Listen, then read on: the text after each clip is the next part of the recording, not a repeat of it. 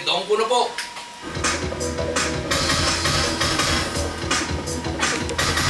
Tugisin at lipulin. Sabi ng ilan, ito raw ang tanging solusyon ng ating hukbong sandatahan laban sa Moro Islamic Liberation Front upang matapos na ang kaguluhan sa Mindanao. Pero final solution man o hindi, kung logistics ang pag-uusapan, makayanan naman kaya natin ang pangmatagalang gyera? Kamakailan, pinag-utos ng Malacanang ang pagpapalabas ng 10 milyong pisong AFP Modernization Fund. Pero maingat ang Pangulo at ang Department of Budget and Management na timing lang umano ang pag-release ng pondo ngayon at hindi isang reaksyon sa mga nangyayaring kaguluhan. Ang 10 bilyong piso ay gagamitin sa pagbili ng mga makabagong gamit pandigma. Pero sa announcement na ito, marami ang pumupuna. Bakit daw tila mixed signals pa ang ipinapadala ng palasyo sa mga rebelde at hindi magmatigas ito matapos maagrabyado ang ating mga sundalo? Sapat naman ba ang inilalaang pondo taon-taon para sa modernization ng AFP? Nagagastos ba ito ng tama at nabibili ang mga tunay na pangangailangan ng ating mga sundalo sa front lines? May nakakarating sa inyo, Reaksyon TV 41. Kumusta na ba ang modernization program ng Armed Forces? Yan ang pag-uusapan natin ngayong gabi. Makakasama natin si Brigadier General Roy De Vera Turda ng Deputy Chief for Plans and Programs ng Armed Forces of the Philippines, OJ-5, at si Representative Roy Logores Kinatawan ng pangalawang distrito ng Parañaque. Gentlemen, magandang gabi at welcome sa Kalibre 41 po. Magandang gabi sa inyo. Okay. General, ano po ang definition niyo ng modernization? Bago po tayo pumunta sa definition ng modernization, balikan muna natin kung bakit na-create ang Armed Forces. Ayon sa ating saligang batas, ang Armed Forces ay siyang nakatalaga upang mag-protektahan ng ating mamamayan at ng ating Estado. At ang aming goal ay to secure the integrity ng ating national territory. Therefore, ang Armed Forces, kumbaga isang investment ng isang bansa. Sapagkat kung mawawala ang ating bansa at ito ay ang survival na nakataya, ay hindi na rin natin mapoprotektahan kung anong pa bang ibang interest ang gusto nating protektahan. Yan ang ang dahilan kung bakit gusto natin na at least kung bigyan natin ng mandato or utos ang ating Armed Forces, ay may sasagawa nila ito ng mahusay at ang kakayahan na ito ay nandyan lagi kung kakailanganin. Okay. Anong definition mo ng modernization? Ang modernization now ay ano ba ang kailangan ng the minimum that is required for a self-respecting nation na maprotektahan ang kanyang teritoryo, mapatrol man lang niya ang kanyang 200-mile exclusive economic zone na walang sisira dito or ibang mga agaw, at makapamuhay ang mamamayan sa isang mapayapang lugar at ligtas sa anumang kapahamakan. Okay, Roy, what's your definition of modernization?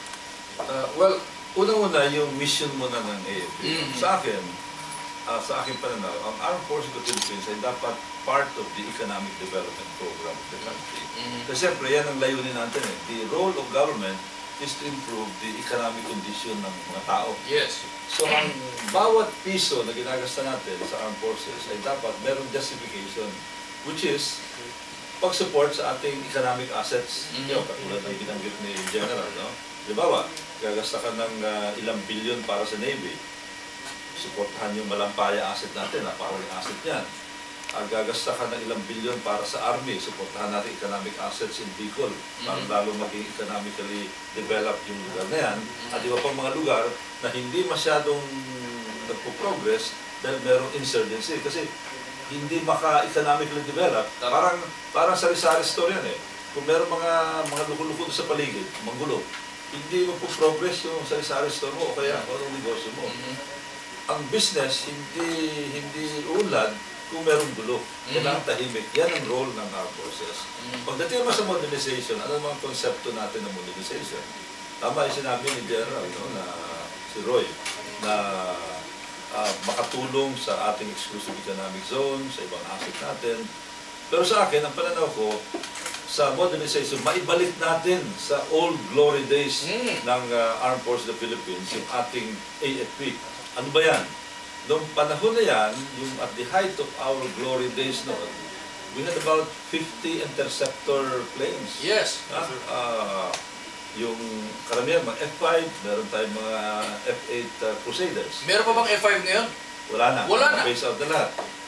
maraming mga more than 100, mga 35 attack helicopters. Yes. More than 100 na Huey helicopters.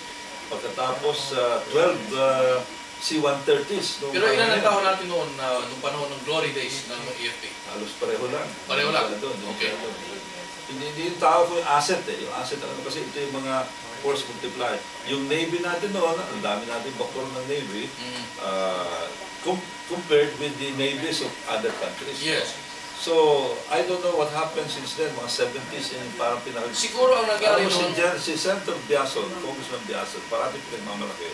Nung siya ang nasa may hawak ng isang batalyon yata, doon sa Central Command, sa Central Mindanao, meron siyang mga 20 helicopters, 24 helicopters in his command. yes. At his beck and call. Kaya madaling maka-respond. By comparison, ilan ba ngayon ang nasa tao? General, makakasagot niya. General, ilan ba ngayon? Malaki ho ang pinagbago. Pinagbago. Sa sinasabi ng ating mga congressman. Sapagkat kung we're talking of hundreds of aircraft in the ramp and flying half of them on a daily basis, at saka yung mga barkong nagpapatrol ay higit pa sa kalahati ang nabawas doon. Pero ngayon, saan naman magagasta yung modernization? Sa mga barko at mga aeroplano? Kasama po yan sa pagkakagastusan. Alright. Okay, magtatanong po tayo dyan ha. We have to take a break. Magbabalik ang Kalibre 41.